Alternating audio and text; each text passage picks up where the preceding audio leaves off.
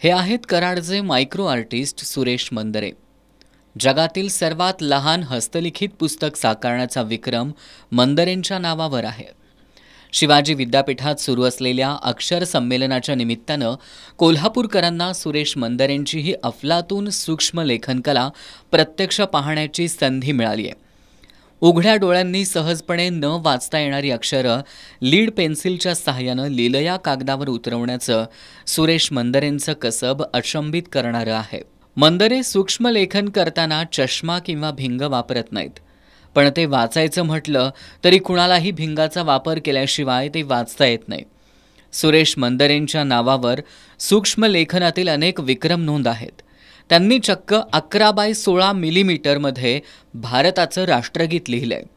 सूक्ष्म लेखनातून त्यांनी मेरा भारत महान, इंडिया, भारत, श्री हनुमान चालीसा, जीजस अशा शेकडो कलाकृती साकारल्यात।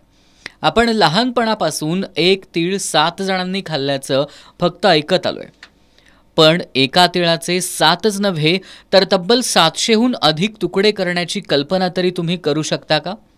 पण सुरेश मंदरेंनी हे जगावेगळं काम करून दाखवलंय, ज्याची लिम्का बुक ऑफ वर्ल्ड रेकॉर्डनं नोंद घेतली आहे।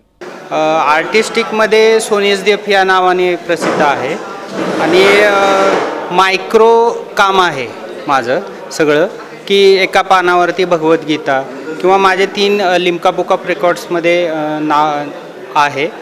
ते कशासाठी तर एका तिळाचे 750 म्हणजे 756 तुकडे करायचे रेकॉर्ड्स आहेत। तसेच एका पानावरती भगवद्गीता झाली।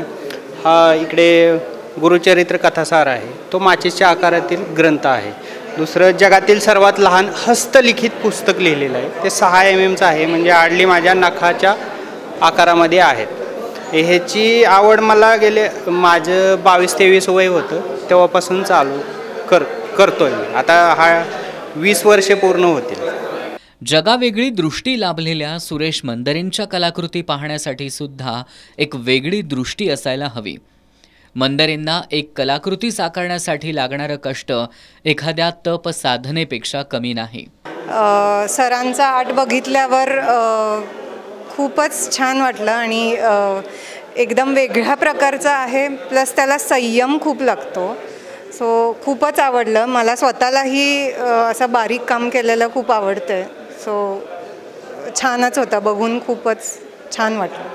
इतक्या बारकाईनं काम करण्यासाठी फक्त तीक्ष्ण नजरेचीच नाही तर त्याच पद्धतीच्या दृढ निश्चयाची सुद्धा गरज असते। सुरेश मंदरे यांनी साकारलेल्या कलाकृती डोळ्यांना दिसणार नाहीत इतक्या बारीक आहेत, पण हे साकारण्यासाठी ते घेत असलेलं कष्ट मात्र आभाळा एवढं मोठं आहे।